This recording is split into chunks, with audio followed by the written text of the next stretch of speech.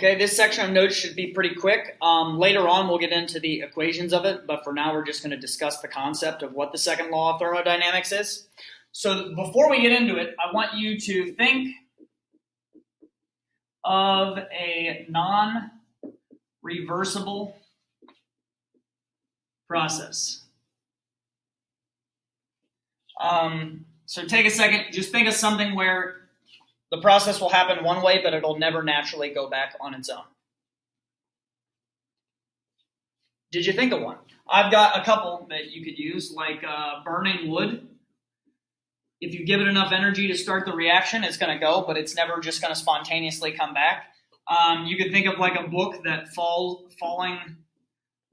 think of a book falling off of a bookshelf. It's never just going to leap back up and fall onto there. Now, at a microscopic level, the universe has no time direction as much. If you want to talk about that later, just ask me, but it's beyond the scope of what we're going to do. But for macroscopic things, for macro states, these are irreversible processes. So they will never happen backwards on their own. So let's talk about what that has to do with the second law. So the second law, it's on there. All right, the second law states that heat flows from hot to cold, not the other way around.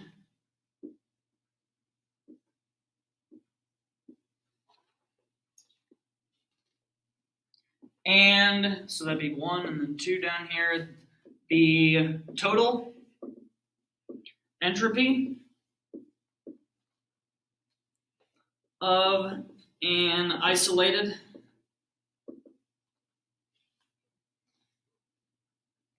system can never decrease.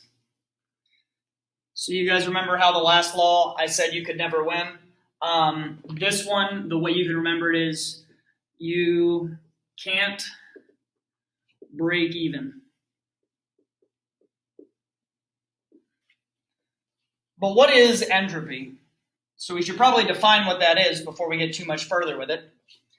Entropy,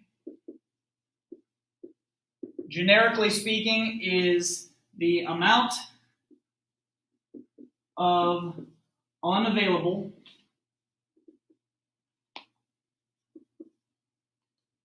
energy in a system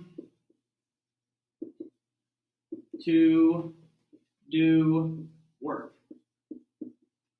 So you can think about it as the amount of disorder or how evenly the heat in a system is spread.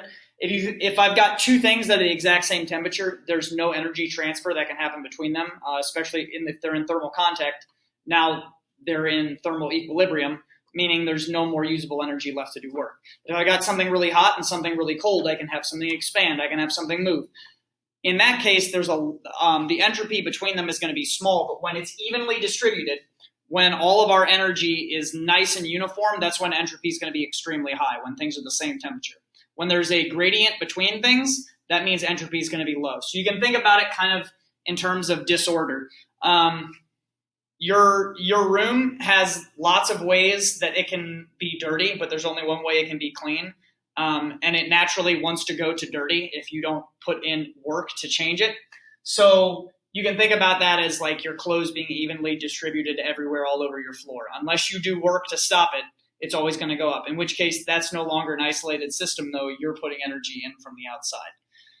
That's going to be it on the second law of thermodynamics for now. We'll come back in a future section of notes and we will go over the formulas that go along with it. But for now, that's going to be it.